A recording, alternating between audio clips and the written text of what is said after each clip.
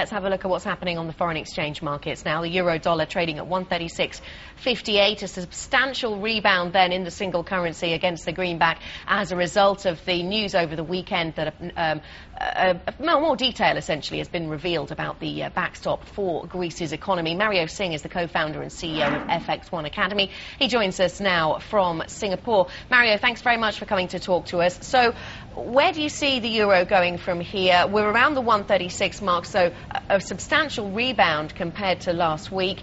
Do we go higher or lower from here? Hi, and I honestly feel for this whole week it would be heading higher. At the markets opening this morning, I was pleasantly surprised to see an actual gap up of 115 pips on the euro dollar. Now we hardly see that. So this is an indication of strong market sentiment in the whole market. Basically investors just want to see closure on the whole Greece package, and with this whole 45 billion bailout package that's been on the table, I personally see it as a bazooka that's locked and loaded. It's waiting and ready to be fired. So what's your outlook for euro dollar then? Well, I'm seeing that for this whole week, it should head up to 137.50, at least 100 pip move upwards in this whole week.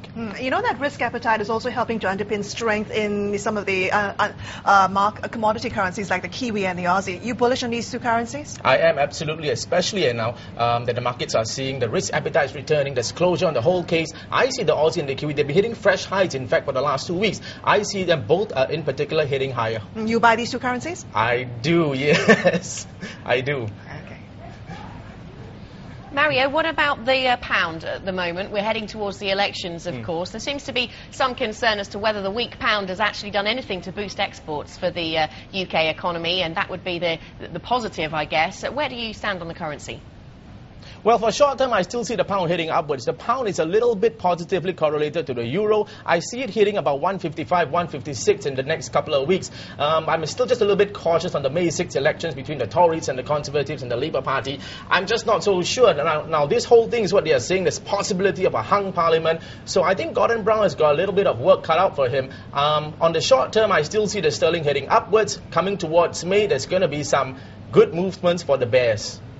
What about dollar baht, Mario? I mean, it was high after those fatal clashes over the weekend. Do you think there's more downside for the currency? I'm sorry, dollar? Dollar baht, the Thai baht. Yes, I still see some downside. Well, the interesting thing is this. When I'm looking at the news, I'm looking at it's at 22 months high. Looking at the benchmark national index, they're actually at 22 months high. So while if market sentiments are actually going to be a reflection of what the markets are feeling, I don't see any one of them actually having any negative sentiments to all the protests and the clashes in Bangkok. However, at this point, I still feel investors, fund managers will be pulling out some of their funds. I still see some of that outflows coming out of Thailand today.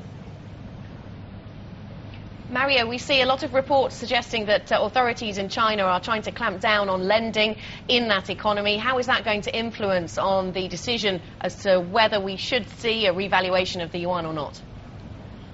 I still see the revaluation, and it's going to be something that's imminent. I did mention this before, it's got to be on their own terms. The biggest news really, besides those things that you pointed out, was one of the biggest news that China reported earlier this week, that they had a trade deficit really in their, I think it was about $7.24 billion that they had for the month of March. So while there's going to be a cause for them to say, hey, let me just take a step back, we're not going to do any revaluation, I still feel it's imminent, because ultimately, if the import prices are increasing, that's still going to be a cause for them to actually start reevaluating the yuan. All right, Mario, we'll have to leave it there. Very quick talking from you. Thank you very much. Thank you, Christine. That was Mario Singh, co-founder and CEO at FX1 Academy.